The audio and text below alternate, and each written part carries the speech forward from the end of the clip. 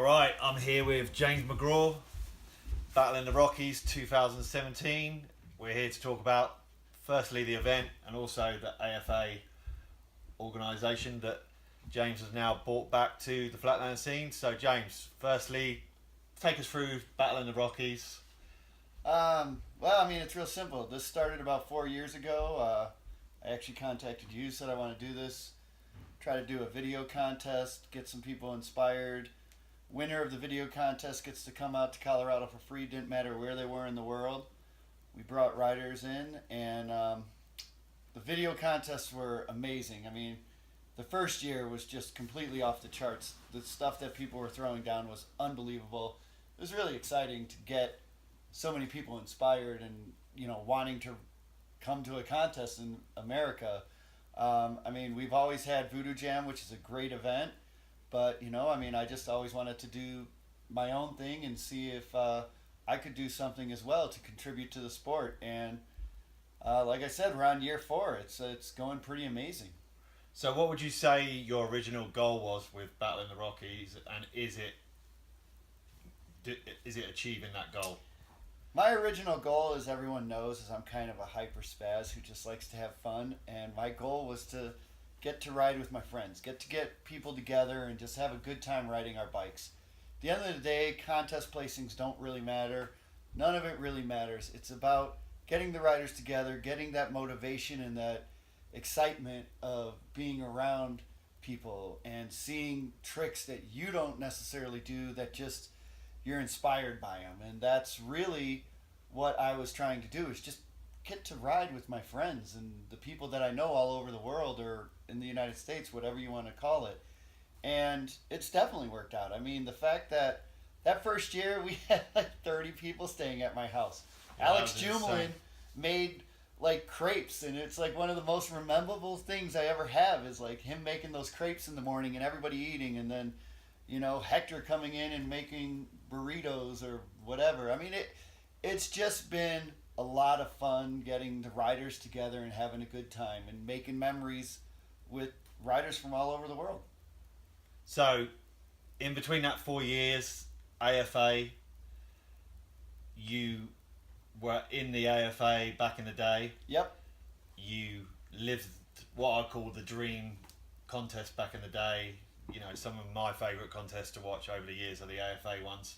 Right. So, the AFA didn't run for, let's say, 15, 20 years. I think it's fair to say, possibly longer. Yeah, it's been gone for a long time. Yeah, so bringing it back, what was your intention with that? Well, the thing with the AFA was the Battle on the Rockies had such good success, and I was really amped on it. I've got my kids and everything like that, and I've traveled around the world going to all the events, just constantly on the road. And I own a business, I got a wife, I've got 3 kids, one of which, has medical conditions that need a lot of attention. And it was time to stop traveling around the world. So I wanted to have more events to go to. So I decided that, hey, why don't I just start a contest series, bring back the AFA. I contacted Randy Loop, who actually was one of the original organizers, with the AFA, and Morales, right, too? Morales, and we talked to them, and they basically gave us the approval to go ahead and do it as long as we didn't use their exact logo, because if I totally failed, they didn't want us to hurt their name, and we respect that. I understand where they're coming from, and we went for it. And the first year we threw 4 contests. Basically, Battle on the Rockies became the finale. This year I went for 5, so I had 4 events and then Battle on the Rockies, which makes it the 5th. And it's there's a learning curve to it. There's no simple way to run a contest. You run into things. In Florida, we've gotten rain both years. Really good turnouts, but a lot of challenges. And it's been an amazing experience, and it's a lot of fun. I can't say it's the easiest thing I've ever done, No, but it's definitely it's definitely rewarding in the sense that I get, all this stuff together. And yeah, I lived the AFA days, and it was like a dream. I can remember going to AFA Masters, and you're talking arenas that are just so huge. There's 116 people in the expert class, 16 and 18 expert class, not just a single one. And, you know, the venue's so big, it's like 10,000 square foot, and everybody can ride at the same time practicing, and then there's the contest floor over here. And I really like the feel of that. You know, I mean, going oversized is obnoxious, but it's great because then you have the contest, but you also have the jam. And really, it's the jam is where the stuff goes down. I mean, that's where we talked about that earlier. We were talking about Cologne, and that one year Marty just threw down like everything. I'm going to say it was like a 4-hour destruction session, and one practice. The practice seemed to matter more than the actual contest. Really, no one gave a shit about the contest. It was nice. So, 2017 AFA battling the Rockies. What would you say is a successful Flatland contest to you? Well, I mean, like it. Are you bothered about numbers? Would you be more stoked if there were more novice riders than pro? Talk about the grassroots. Yeah, I mean, the whole concept of it is grassroots. You know, we're not trying to be the big energy drink sponsored show contest. We're trying to be the grassroots contest. We're trying to bring together riders. We're trying to give people a platform in which they can be seen, where people can find out about them. Or when we were younger, we had the magazines, and like you'd go to a contest and maybe you got your picture in the magazine. You'd wait for that magazine to come out, and yeah, definitely. It was like so motivating. You would just be out of your mind when you saw your name in a magazine. We don't have that. We have social media, which just saturates the market. I'm a culprit of the saturation, and and the point is, you know, like you get these young guys who come in, and one of my favorite things is like the first year battle in the Rockies. Austin Liberta came in, and he's phenomenal, absolutely phenomenal expert, talent, yeah. And I called him out for an interview to ask him how he felt about it, and he was just an amateur at the time, and you know, I mean, it motivated him. He's told me it motivated him that, you know, we gave him some attention, and then he won expert, and we forced him into the pro class, and it was a lot of pressure for him, but it also pushed him. And that was kind of like the exciting part about it, is we got this young talent that came out of nowhere, and we put him out in front of everybody, and we made him stand out. And now he's one of the top American young guns by far. I mean, the guy has incredible style and flow, and that's kind of what we want to achieve. Like, the pros, in my opinion, have made it. We're already here. You know, we've got sponsors, we've got this, that, or the other, and we're motivated by our own insanity, if you want to call it that. But the young guys, they're looking up to us. And for me, and I'm not saying anybody's right or wrong, for me, going to the show contest is a lot of fun. It's an amazing time. Voodoo is one of the funnest events I've been to. Same with Flat Arc. It's amazing to see the spectacle of lights, you know, whatever you want to call it. But at the same time, if you're a young guy, it's intimidating. You're going to sit there and look at this like, oh my God, there's no way I could ever be like this. You know, and it's terrifying. But when you just have it as a grassroots and everyone can jam together and everyone can ride together, you've got an opportunity for these guys to really feel like they're part of it as opposed to watching it. And that's what my goal is to try to make it where a young guy can show up, ride with the pros, and not feel intimidated, you know? Like, we're all there to have fun. We all just want to ride our bikes and progress on our own personal level. That's excellent. So, how long have you, for the record, whilst we're doing this interview, how long have you actually competed for? I'm on 32 years of competing. Wow. That's amazing. And what would you say is like your fondest memory? Oh man, I mean, that's a big question because there's a lot of events I've been to. Obviously, Ohio Masters, 88, 116 people in the expert class. Absolutely amazing. I was also the scooter king, as they called me back then. And the scooter, I had won everything for so long that they just eliminated the scooters. They just took it out. And they had me do a demonstration on my scooter in between the expert class and the pro class. Which, for me, I was like, I get to perform at the AFA in front of everybody. It was absolutely amazing. So that's one of my fondest memories. Velodrome in '87. I'm going in reverse here, but '87 Velodrome, I did a backwards bar ride in my contest run. I went over the crate that they had. There was a drainage crate there. Yeah, I went right through it, and I somehow held on and rode out. No way. I was the first to pull a backwards bar ride competitively. Wow. Only because I was expert and I went before the pro class, you know. So that's awesome, yeah. Yeah, so it's like those kind of things. Those are fond memories I have, you know. And then, I mean, like, some of the trips in the last 4 or 5 years have just been mind-blowing. I mean, it's been incredible going overseas. Like, some of the Barcelona events, as we were talking about, are just absolutely amazing times. We had such a good time there. You know, Cologne has always been something I've, you know, wanted to experience, and I did a couple times, and it's an amazing event. It's a lot of fun. OG Martin, someone that I've respected and watched his videos for years, and maybe I kind of knew him or maybe talked to him online or something, but I got to meet him, and he came up to me and asked me if he could film me and make a video of me at Cologne. And like, I know that I'm supposedly like a pro and all this, but I still am a fan of the sport and the riders, and I'm a fan of his. And I was like, oh my God, yes, you know, like, this is so exciting.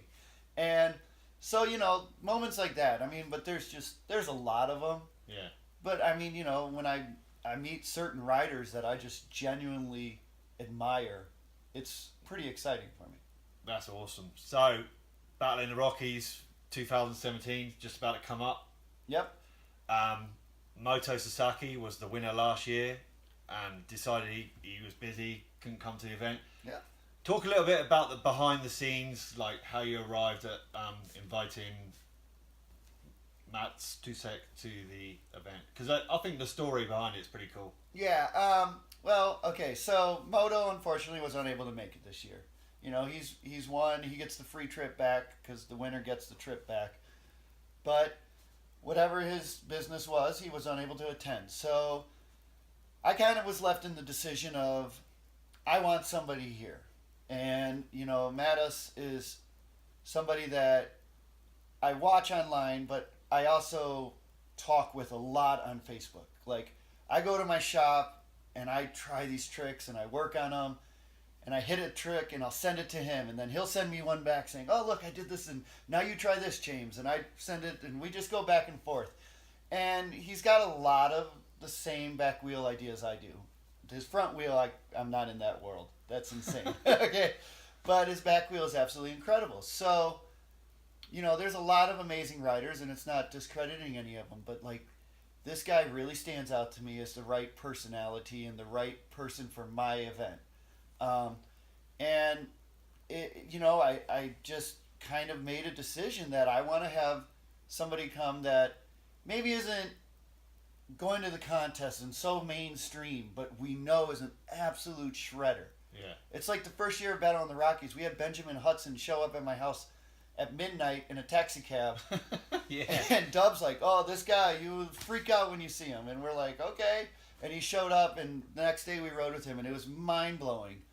And we wanted Matis here because we know he's like that kind of thing. Like, we all know about him, but nobody really sees him in person that much. And he's just as good, if not better, in person than he is on video.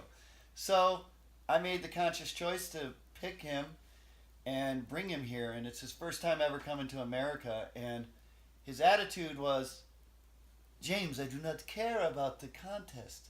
I just want to progress. I am here to ride.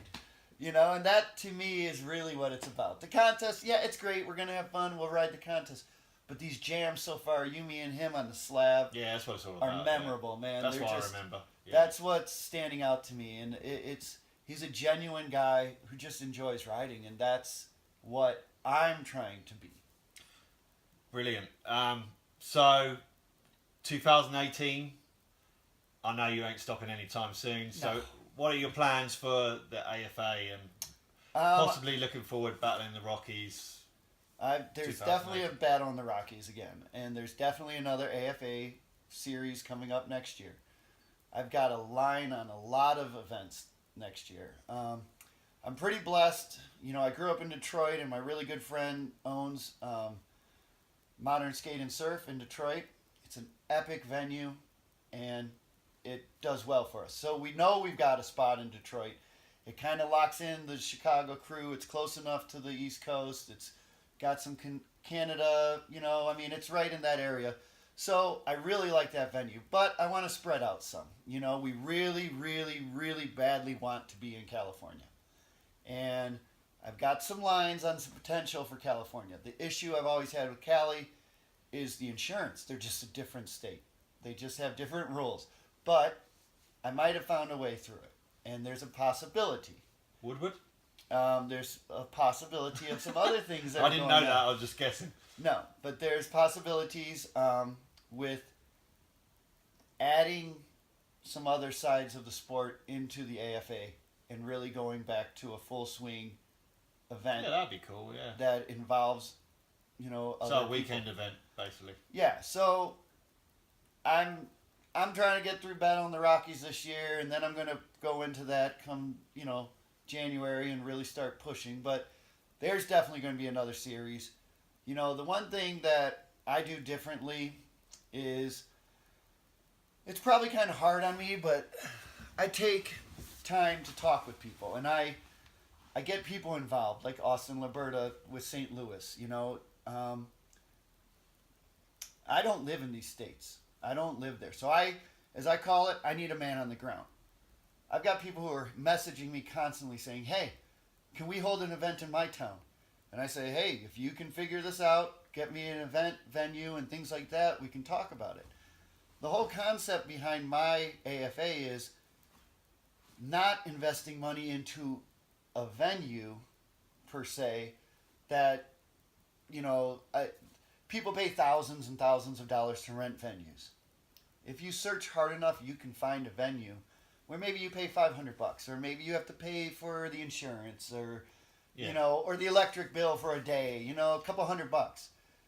I want to give the money to the riders. Yeah. I don't want to put $5,000 into a venue and do this. You know, I get some money from Lumar. Lumar has been very supportive of me.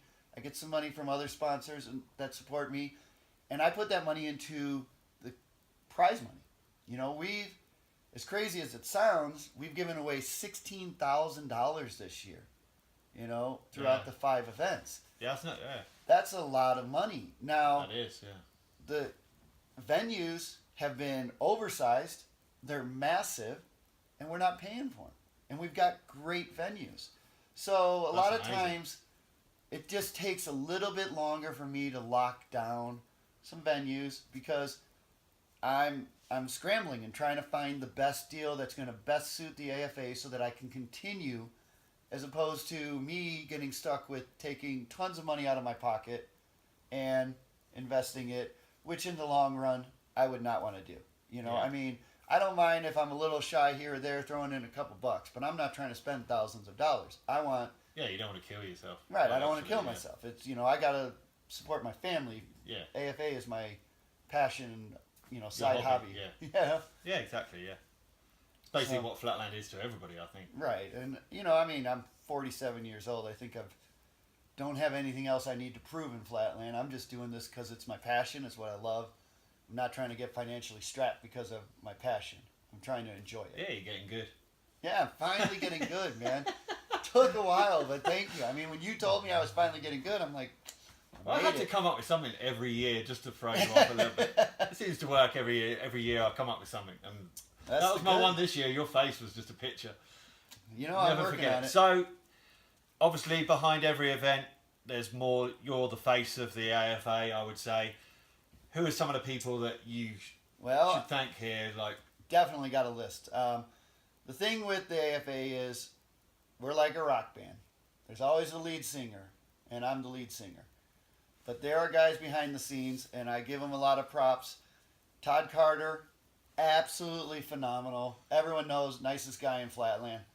He's a graphics designer. He hates when I say that because he does more than graphics designs. But he makes all our flyers. He handles a lot of the stuff that I need. He's also my voice of reason when I want to go off on a tangent or I've got a bad idea. He's like, it's maybe not a good idea, James. So, I have to listen to Todd. Brilliant. I love And it. then you got Joe Sisman, the character of Flatland, the biggest celebrity in Flatland. Yes, you are, Joe, but you're not at Battle in the Rockies. So, anyways, with Joe, he has been our marketing guy, which obviously everyone knows he's good at marketing. Look at what he's done for himself. So, he handles all of our marketing. He handles our website. He handles the points scales and everything like that. When we're at the events, they run the cameras. They'll run the live stream. They'll run, the tallying up the scores. And I'm on the microphone. I handle the show. They handle the behind the scenes.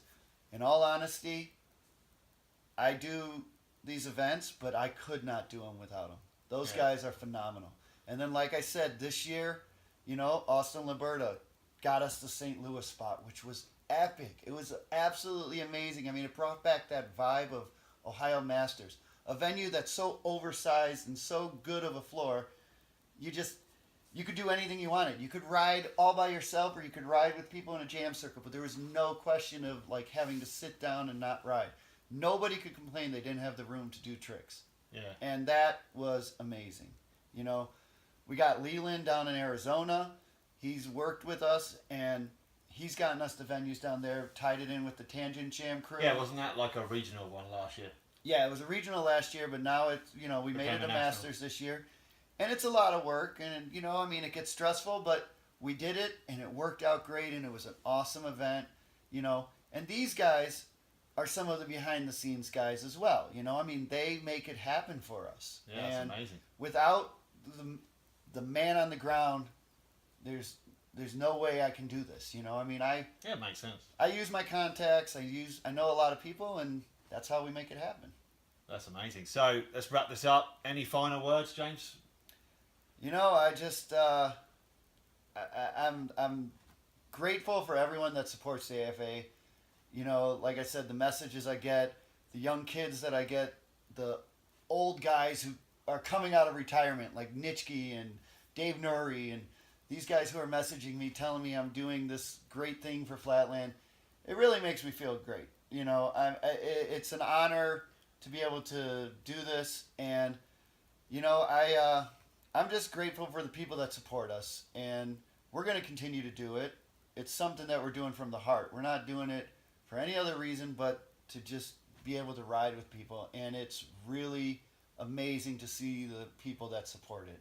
And maybe we can produce some incredible riders down the road, get some of these young guys you never know. motivated, But... and they're out there. And, Yeah, they are, yeah. If I can move the contests around the U.S. in different cities each year, give other riders an opportunity to show up, because some 10-year-old kid who lives in Kansas ain't going to drive to California, but if I do a contest in Kansas, maybe he's there, Yeah.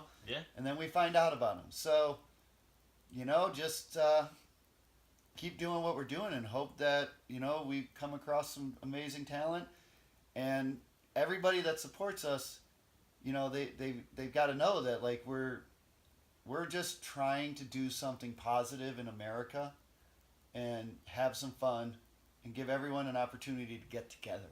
Yeah. Exactly. So, thanks for everything you do for Flatland, James. It's been amazing. Thanks again for inviting me personally to be here once again for the 4th year. So, if you tuned in, stay tuned also for updates daily here on Flatmatters. Thanks for watching. Thank you.